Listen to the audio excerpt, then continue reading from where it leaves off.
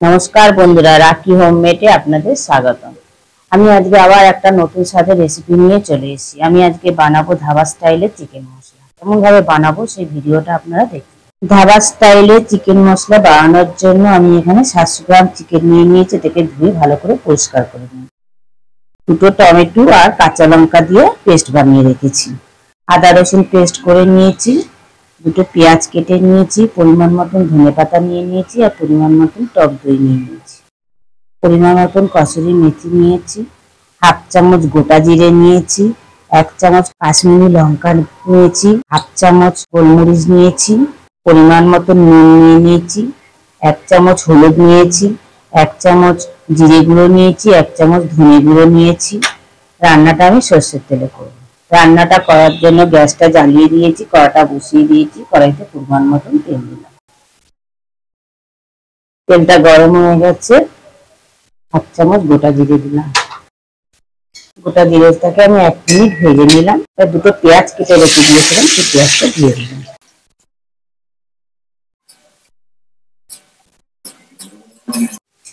পেঁয়াজটা হালকা করে ভেজে নিলাম। এবার চিকেনটা ধুয়ে রেখে দিয়েছিলাম, সেই চিকেনটা আমি দিয়ে দিলাম। এই রান্নাটা করতে গেলে চিকেনটা আলাদা করে মেরিনেট করে রাখতে হবে না, চিকেনটাকে ভেজে নিলেই হবে। চিকেনটা দিয়ে আমি চিকেনটা পেঁয়াজের সঙ্গে মিশিয়ে নিলাম। চিকেনের কালারটা চেঞ্জ হওয়া পর্যন্ত আমি চিকেনটাকে ভেজে নেব। 3 থেকে 4 মিনিট আমি মাংসটাকে ভেজে নিলাম। মাংসের কালারটা চেঞ্জ হয়ে গেছে। এবার আমি আদা রসুন পেস্ট করে রেখে দিয়েছিলাম, সেটা 2 টেবিল চামচ দিয়ে দিলাম। আদা রসুনটা দিয়ে মাংসটার সঙ্গে ভালো করে মিশিয়ে নিলাম। নিয়ে এবারে মাংসটার সঙ্গে আমি আদা রসুনটা ভালো করে কষে নেব। আদা রসুন দিয়ে আমি চিকেনের সঙ্গে 2 থেকে 3 মিনিট ভালো করে কষে নিলাম।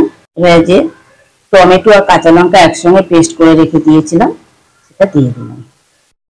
2 টেবিল চামচ নুন দিলাম, 1 চামচ হলুদ দিলাম, 1 চামচ জিরে গুঁড়ো দিলাম, 1 চামচ ধনে গুঁড়ো দিলাম, 1 চামচ কালারের জন্য কাশ্মীরি লঙ্কা দিলাম। সব মশলাগুলো দিয়ে আমি 5 মিনিটের মতন কষবো।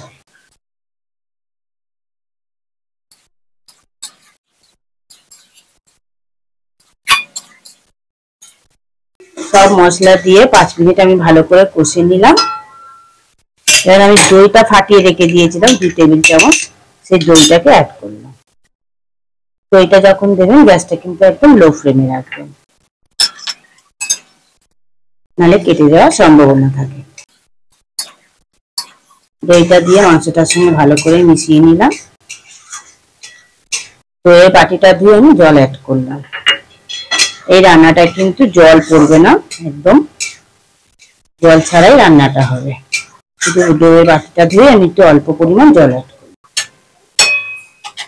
5 মিনিটের জন্য ঢেকে দিলাম। গ্যাসটা কিন্তু একদম লো ফ্লেমে রাখবেন। 5 মিনিট পর ঢাকাটা খুলে দিলাম। চেক করে নিলাম, চিকেনটা সেদ্ধ হয়ে গেছে। এবার আমি অল্প পরিমাণ গোলমরিচ অ্যাড করলাম, পরিমাণ মতন কসুরি মেথি দিলাম, দিয়ে মাংসটার সঙ্গে মিশিয়ে নিলাম। ধাবা স্টাইলে চিকেন মশলাটা আমার অলমোস্ট কমপ্লিট। উপর দিয়ে ধনেপাতা কুচিয়ে দিলাম, মাংসটার সঙ্গে মিশিয়ে নিলাম। নিয়ে আমার গ্যাসটা অফ করে দিলাম। আরো 3 থেকে 4 মিনিট আমি স্ট্যান্ডিং টাইমে রেখে দিলাম। ধাবা স্টাইলে আমার চিকেন মশলাটা পরিবেশনের জন্য কমপ্লিট। দেখুন বন্ধুরা, দেখতে কতটা লোভনীয় হয়েছে, তাহলে খেতে কতটা সুস্বাদু হবে। রুটি, লুচি, পরোটা সবকিছুর সঙ্গে খেতে অসাধারণ লাগবে।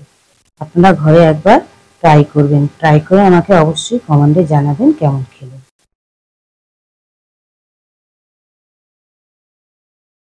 ভিডিওটা ভালো লেগে থাকলে কমেন্টে অবশ্যই জানাবেন, লাইক আর শেয়ার করে দেবেন। আর আমার চ্যানেলের কেউ যদি নতুন বন্ধু হয়ে থাকেন, চ্যানেলটিকে সাবস্ক্রাইব করে দেওয়ার অনুরোধ রইল। পাশে বেল আইকনটা প্রেস করে দেবেন নতুন নতুন ভিডিও